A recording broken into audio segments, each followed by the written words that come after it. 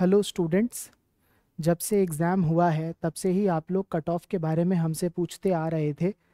हमने आपको बोला भी था कि जब आप लोग अपना डेटा देंगे तो उसके बेसिस पर हम लोग स्टैटिस्टिकल एनालिसिस से कट ऑफ, एक एक्सपेक्टेड कट ऑफ प्रिडिक्ट करने की कोशिश करते हैं। तो आज के इस वीडियो में मैं आपको हम लोगों के हिसाब से क्या एक्सपेक्टेड कट ऑफ रहता है बेस्ड ऑन द डेटा जो आपने दिया है, वो मैं आपको बताने की कोशिश करता हूँ।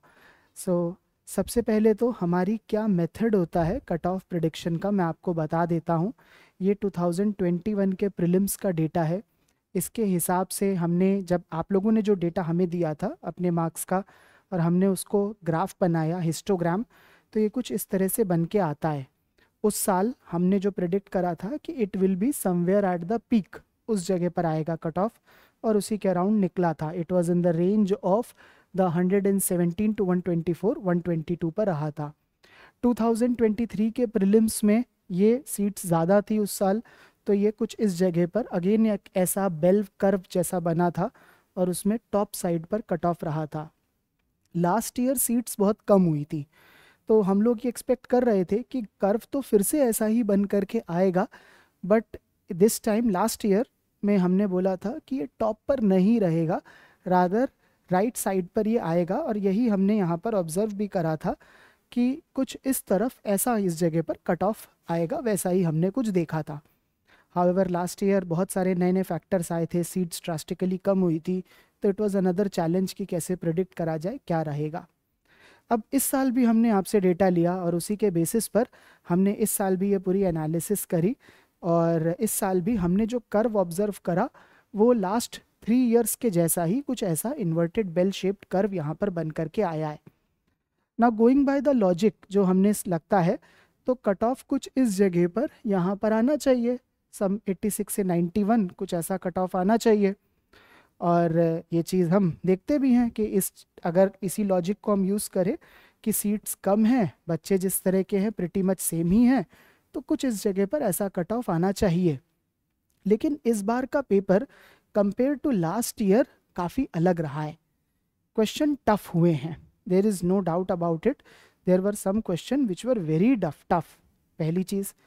देन एक और बड़ी प्रॉब्लम यहाँ पर आ रही है कि 6 to 9 क्वेश्चंस ऐसे आए हैं जिस पर बहुत डिस्प्यूट रेज हो रही है। सम क्वेश्चंस पर बोला जा रहा है कि शायद कोई भी ऑप्शन सही नहीं है, ऐसे भी इश्यूज आ रहे हैं।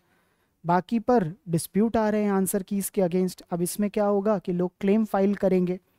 क्लेम फाइल करने पर अगेन वो मार्क्स का जो चेंज डिस्ट्रीब्यूशन है वो फिर चेंज होगा। तो ये सेकेंड फैक्टर हो गया है। थर्ड, एक बहुत ही अनयूजुअल पैटर्न हम लोगों ने पिछले 2 दिन में डिड्यूस करा। उस पैटर्न को समझाने के लिए मैं आपके सामने यहाँ पर ले करके आता हूँ इस कर्व को। हुआ ये है कि कुछ क्वेश्चन बहुत इजी आए हैं पेपर में, जो लगभग सबने कर लिए हैं। कोई भी एक अच्छा पढ़ा बच्चा जिसने पढ़ाई करी है वो उसको कर ले रहा है। और कुछ क्वेश्चन इतने टफ आए हैं जो किसी से नहीं बन रहे हैं, और ये चीज़ हमें यहाँ के मार्क्स डिस्ट्रीब्यूशन में क्लियरली ऑब्जर्व हो रही है। यहाँ पर अगर आप कर्व देखेंगे तो इसमें मैं आपके सामने आपको दिखाता हूँ 2024 के प्रीलिम्स का कर्व। ये जो ग्रीन कलर वाला आपको दिख रहा है ये 2025 का कर्व है। ये दिस इज 2025 प्रीलिम्स कर्व। और दूसरा जो आपको कर्व दिखाता हूँ ये रेड कलर से, ये है 2024 के प्रीलिम्स का कर्व। अब हो क्या रहा है, वो जो सबसे ज़्यादा बच्चों के मार्क्स हैं यहाँ पर आप ऑब्जर्व करिए, 68 से 72 है, मुझे दिख रहा है, मैं पास से देख पा रहा हूँ। इसमें सबसे ज़्यादा बच्चों के मार्क्स आए हैं, सबसे ज़्यादा बच्चे इसी रेंज में आए थे। ये पीक 2024 में लोअर थी, जबकि 2025 में ये पीक बहुत हाई चली गई। आप देखिए इस जगह पर है ये पीक। दैट इंडिकेट्स कि ज़्यादातर बच्चे जो हैं वो इसी रेंज में आकर के रुक गए हैं, हाईएस्ट है। सबसे ज़्यादा फ्रीक्वेंसी इसी चार्ट की इस रेंज की हो रही है, सबसे ज़्यादा बच्चे इसी पे ही आ रहे हैं। दैट मीन्स ये इजी क्वेश्चन थे इधर के जो सब लोग कर पा रहे हैं, जबकि जो टफ क्वेश्चन है वो किसी से नहीं बन रहे हैं। ये पैटर्न हमें ऑब्जर्व हुआ, और ये चीज़ थोड़ी अंडरस्टैंडिंग से भी आ रही थी। आसाम हिस्ट्री इस बार सच में टफ आया है, और Assam history, Assam in fact not Assam history, rather I should say Assam topics इस बार सच में टफ आया है। और अगर टॉपिक टफ आएंगे तो वो किसी से नहीं बन रहे हैं। Then there were some easy questions जो कि बिल्कुल स्ट्रेट लग रहे हैं, कोई भी थोड़ा सा भी पढ़ा उससे बन जा रहे हैं। तो इजी वाले सबने कर लिए, लेकिन वो जो आसाम टॉपिक टफ हुआ वो किसी से नहीं बन रहा है। एज अ रिजल्ट सब लोग आकर के इसी रेंज में आकर के रुके जा रहे हैं। तो इस बार हमें थोड़ी अपनी स्टैटिस्टिकल एनालिसिस को फिर से चेंज करना पड़ गया। और जब फिर से चेंज करा तो इस कर्व को स्मूथ करके फिर हमने, अब मैं बहुत ज़्यादा स्टैटिस्टिक्स में तो नहीं जाऊंगा कि वो डिटेल में जाऊं और आपको छोटी छोटी बात बताऊं, वो नहीं है। लेकिन जो बात आप लोग समझ पा रहे हैं वो मैंने आपको बता दी कि आसाम पार्ट जो टफ था वो फिर इतना टफ था कि वो किसी से नहीं हैंडल हुआ, और जो ईजी थे वो सबसे हैंडल होने लग गए। सो उस चीज़ को हम लोगों ने अकाउंट करते हुए फिर एक नया कर्व बनाया और उसमें ये सोचा कि जो परसेंटेज ऑफ फेल्ड पर person, sorry, percentage of people who will not clear the prelims, that will remain the same. So उस चीज़ को यूज़ करते हुए फिर थोड़ा हमने डिफरेंट मेथड यूज़ करा, और देन व्हाट वी अंडरस्टूड कि प्रोबेबली इस बार कट ऑफ काफ़ी लो चला जाएगा compare to last year.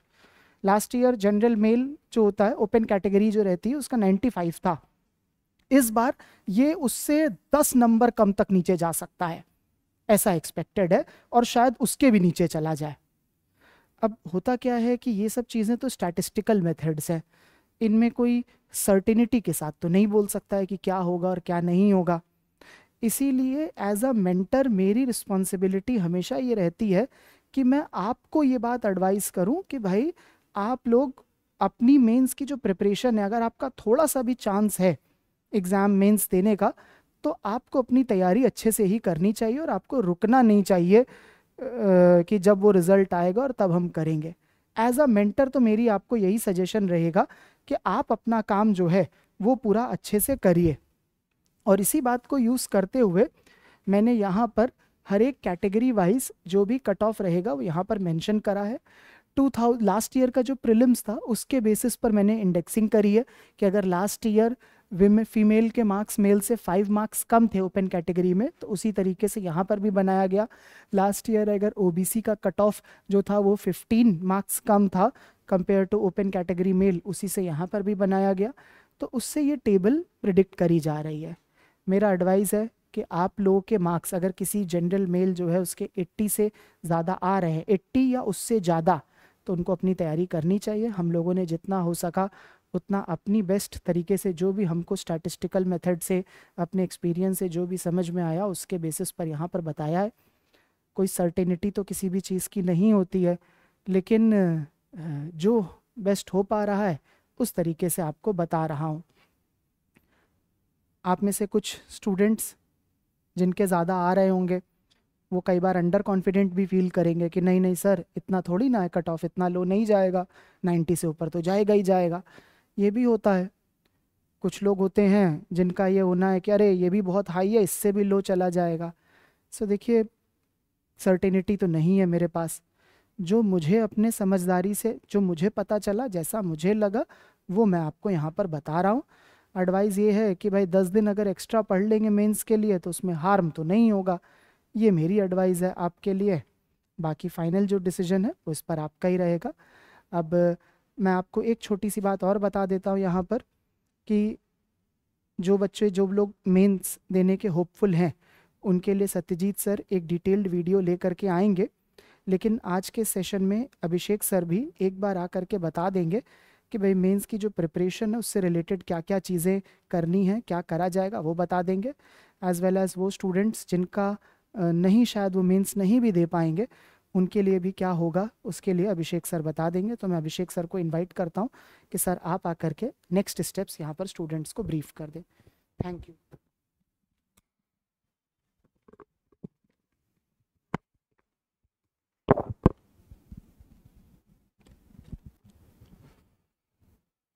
Thank you sir.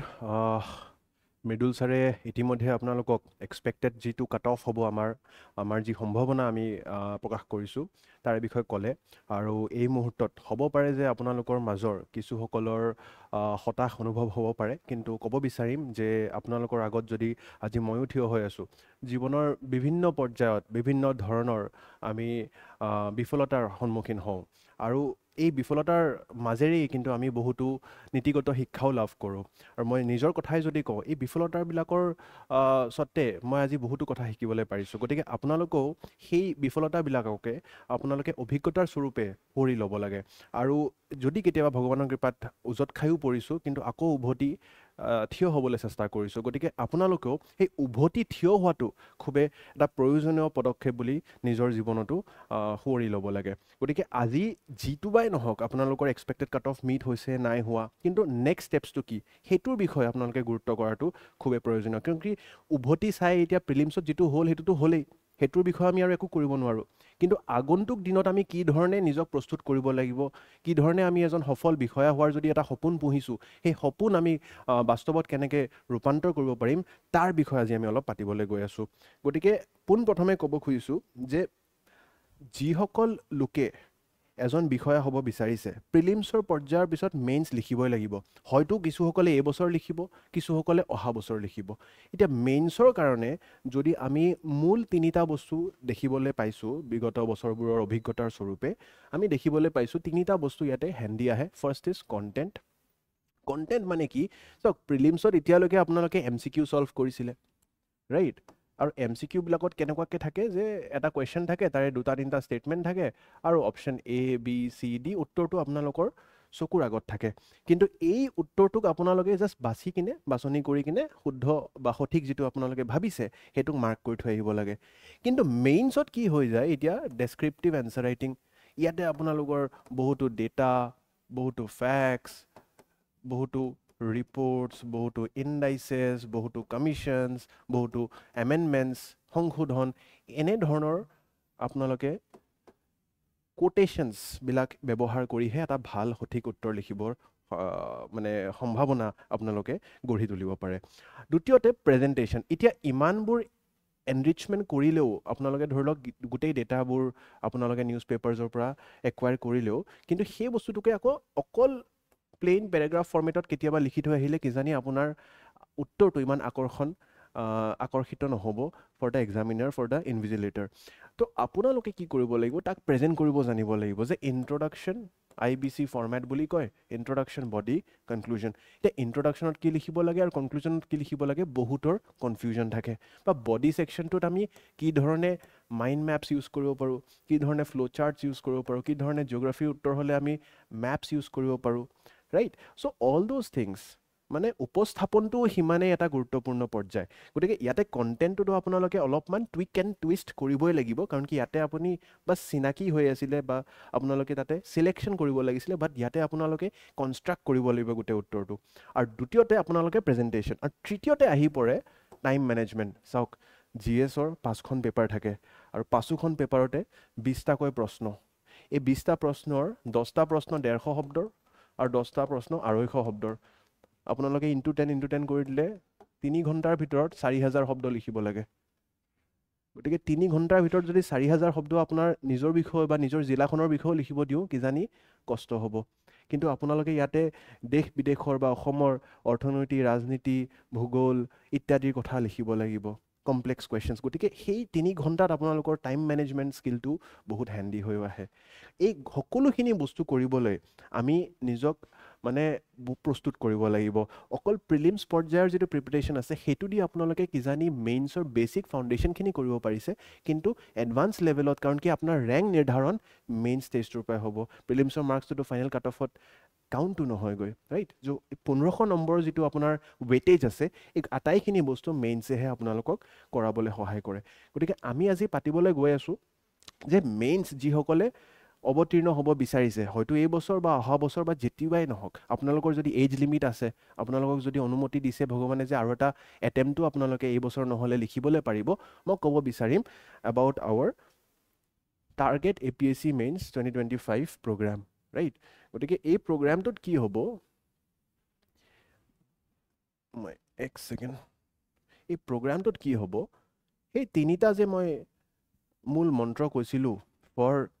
Qualifying mains ঠিক আছে তাৰে কাৰণে পোনপ্ৰথমে কি কৰিব লাগিব আমাক কণ্টেণ্ট লাগিব কণ্টেণ্টৰ কাৰণে online and offline classes in mains perspective এই বস্তুটো খুব ইম্পৰ্টেণ্ট গতিকে আমি গোটেই কাৰেণ্ট এফেয়াৰ্ছ গোটেই ষ্টেটিক ছেকশ্যনটো এনেকুৱাকৈ ওৰিয়েণ্ট কৰাম যাতে আপোনালোকে ইন্ট্ৰডাকশ্যন বডি কনক্লুজন ফৰ্মেটত পঢ়ে ৰাইট চ' কণ্টেণ্টৰ তাৰে লগতে ডেডিকেটেড কণ্টেণ্ট এনৰিচমেণ্ট মেটেৰিয়েল দিয়া যায় আপোনালোকক প্ৰতিটো ছাবজেক্টৰ ভেলু এডিশ্যন মেটেৰিয়েল যিমানবোৰ ৰিপৰ্টছ ইণ্ডাইচেছ কমিশ্যনছ নিউজত আছে এভৰিথিং কেনেকৈ আপুনি ষ্টেটিকৰ উত্তৰ এটাৰ লগত কাৰেণ্ট এংগল এটা আনিব সেইখিনি বস্তু আমি ইয়াতে তথ্যসমূহ আপোনালোকক প্ৰদান কৰোঁ যাতে আপোনালোকৰ কোনো সময় গুগল কৰি থকাত নষ্ট নহয় ৰাইট আৰু তাৰে লগতে মেইনছ মেণ্টাৰশ্বিপ এই মেইনছ মেণ্টাৰশ্বিপত কি হ'ব মই কোৱাৰ আগতে ক'ব বিচাৰিম যে ইয়াতে আমি ডেইলি এনচাৰ ৰাইটিঙো কৰাম আৰু ডিছকাশ্যন এটাও কৰাম আমাৰ এপ্লিকেশ্যনত গতিকে ডেইলি বেচিছত আপোনালোকে এই যিখিনি নলেজ আয়ত্ত কৰিলে তাৰ প্ৰেজেণ্টেশ্যনটোৰ বিষয়েও আপোনালোকে শিকিব মই যে কৈছিলোঁ ছেকেণ্ড ষ্টেপটো মনত আছেনে কণ্টেণ্ট তাৰ লগত প্ৰেজেণ্টেশ্যন গতিকে প্ৰেজেণ্টেশ্যনটো কণ্টেণ্টৰ কাৰণে ক্লাছ আৰু মেটেৰিয়েল কিন্তু প্ৰেজেণ্টেশ্যনৰ কাৰণে আপোনালোকে প্ৰেক্টিছ কৰিব লাগিব ৰাইট আৰু এই প্ৰেক্টিছৰ সহায়তে আপোনালোকে ডেইলি এনচাৰ ৰাইটিং কৰিব আৰু তাৰ ডিছকাশ্যন এটাও লাভ কৰিব আৰু তৃতীয়তে যিটো শেষত মই কৈছিলোঁ যে আপোনালোকৰ টাইম মেনেজমেণ্ট স্কিল টাইম মেনেজমেণ্টৰ কাৰণে আমি ডেডিকেটেড মেইনছ টেষ্ট ছিৰিজ প্ৰগ্ৰামটো লঞ্চ কৰিম আৰু ইয়াৰ মূল্যায়ন যিহেতু যোৱা বছৰ আমি দেখা পাইছিলোঁ যে ইংৰাজী আৰু অসমীয়া দুইটাতে হৈছিলে APSC মেইনছ লিখিবলৈ অনুমতি দিয়া হৈছিলে গতিকে এইবাৰো মূল্যায়ন আমি ইংৰাজী আৰু অসমীয়াত দুইটাতে প্ৰদান কৰিম আৰু তাৰ যিটো আমি ইভালুৱেশ্যন এটাটো ইভালুৱেটেড কপি পাবই কিন্তু তাৰে লগতে আপোনালোকে 1-to-1 ডিছকাছো কৰিব পাৰিব উইথ দ্য মেইনছ মেণ্টাৰশ্বিপ প্ৰগ্ৰাম গতিকে আপোনালোকৰ কপিবোৰ আপোনালোকে যদি ভাবিছে যে আপোনালোকৰ মূল্যায়নটো বুজি পোৱাত অসুবিধা হৈছে তেনেহ'লে এজন মেইনছ মেণ্টৰৰ লগত যোনে মাল্টিপল টাইমছ মেইনছ লিখিছে নিজেই তেখেতসকলে আপোনালোকক আকৌ ভালকৈ বুজাই তুলিব যে কোনটো ছেকশ্যনত আপোনালোকৰ দুৰ্বলতা আছে ইন্ট্ৰডাকশ্যনটো ভাল হোৱা নাই নে কনক্লুজনটো ভাল হোৱা নাই নে কি আছে ক'ত কি কৰিবলগীয়া আছে সেই আটাইখিনি বস্তু আমি ইয়াতে কৰাম আৰু শেষত যোৱা বছৰ আমি দেখা পাইছিলোঁ মক মেইনছ 2025 প্ৰগ্ৰামটো আমাৰ ইনিচিয়েটিভটো এইবাৰ আমি আগুৱাই দিম গতিকে এই মক মেইনছটো কি হয় যিহেতু জানে আপোনালোকে APSCৰ মেইনছ 3 দিনত বেক টু বেক ডেইজত কণ্ডাক্ট হয় প্ৰথম দিনা essay GS1 দ্বিতীয় দিনাখন GS2 GS3 আৰু দেন তৃতীয় দিনাখনে GS3 and then final paper GS4 GS5 গতিকে এই 3 দিনাৰ যিটো এক্সাৰচাইজ এই 3 দিনৰ এক্সাৰচাইজটো আমি আমাৰ ইয়াতে SPMত আয়োজন কৰিম যাতে আপোনালোকে একাষ্টম হৈ যায় গোটেই প্ৰচেছটোৰ লগত টাইম মেনেজমেণ্টৰ লগত আৰু কি ধৰণে আগবাঢ়ি যাব লাগে গতিকে this is the entire thing আৰু ইয়াৰে বিষয়ে সত্যজিৎ ছাৰে আৰু ডিটেইলছত আপোনালোকক অতি সোনকালে আপোনালোকক জনাব আমাৰ এই ইউটিউব চেনেলটোৰ মাধ্যমতে তো ছাৰে আৰু কেইটামান তথ্য আছে ইয়াৰ বিষয়ে গতিকে সেই তথ্যখিনি কিন্তু সত্যজিৎ ছাৰে নিজে আহি কিনে আপোনালোকক বুজাবলৈ চেষ্টা কৰিব মেইনছৰ বিষয়ে মেইনছৰ সম্পৰ্কে আৰু যিসকলে for those of you who wants to prepare ঠিক আছে again for the next year we will release a restart batches also' গতিকে আপোনালোকে জানি থোৱাটো উচিত যে দুই ধৰণৰ ছাত্ৰ ছাত্ৰী হ'ব পাৰে যোনে কাট অফ ক্লিয়াৰ কৰি আছে আৰু বা বৰ্ডাৰ লাইনত আছে তেখেতসকলক মই অনুৰোধ জনাম যে আপোনালোকে সত্যজিৎ ছাৰৰ এই ভিডিঅ'টো চাওক আৰু যিসকলৰ বোলে বহু আপোনালোকে দূৰত আছে আপোনালোকৰ কাট অফ কিজানি এই বছৰ ক্লিয়াৰ হোৱাৰ সম্ভাৱনা নাই তেনেহ'লে আপোনালোকৰ বাবেও আমি কিছু ইয়াতে ইনিচিয়েটিভ লৈছোঁ that is our restart batch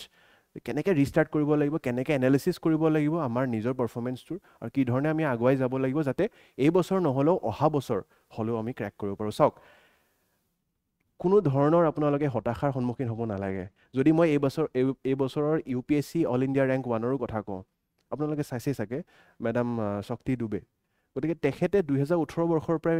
preparation কৰি আছিলে কিজানি 3বাৰ তেওঁ বেক টু বেক প্ৰিলিমছত উত্তীৰ্ণ হ'ব পৰা নাছিলে মোতকৈ বেছি ভালকৈ আপোনালোকে জানিব কিন্তু তথাপি তেওঁ অল ইণ্ডিয়া ৰেংক 1 অৰ্জন কৰিবলৈও সক্ষম হৈছে গতিকে কোনো ধৰণৰ হতাশাৰ ইয়াতে স্কোপ নাই আপোনালোকে জাষ্ট কৰিবলগীয়াখিনি কৰি যাওক আৰু নিশ্চিতৰূপে hard work always pays off right and শেষত যিসকল ইণ্টাৰেষ্টেড আছে for the target mains 2025 programme মই ক'ম যে এদিন দুদিন ব্ৰেক লোৱাটো ঠিক আছে কিন্তু বেছি অৱহেলা কৰিলেও কিন্তু কোনোবা বেলেগ এজন আপোনাতকৈ আগুৱাই গুচি যাব এনেকুৱা ছাত্ৰ ছাত্ৰী আছে যোনে মোৰ লগত ইতিমধ্যে এনচাৰ ৰাইটিং কৰাৰ কথা পাতি আছে গতিকে আপোনালোকে কিন্তু অৱহেলা নকৰি গুগল ফৰ্মখন ফিল কৰিব আৰু যদি কিবা তাতে ফিল কৰাত আপোনালোকৰ অসুবিধা হৈছে এই নম্বৰটোত আপোনালোকে আমাক যোগাযোগ কৰিব পাৰিব গতিকে মোৰ ক'বলগীয়া এইখিনিয়ে আছিলে হতাশ নহ'ব আগন্তুক দিনবোৰৰ কাৰণে প্ৰস্তুতি কৰি যাওক আৰু সদায় keep your head held high you have completed one cycle of preparation that itself is a very big achievement all the very best for your future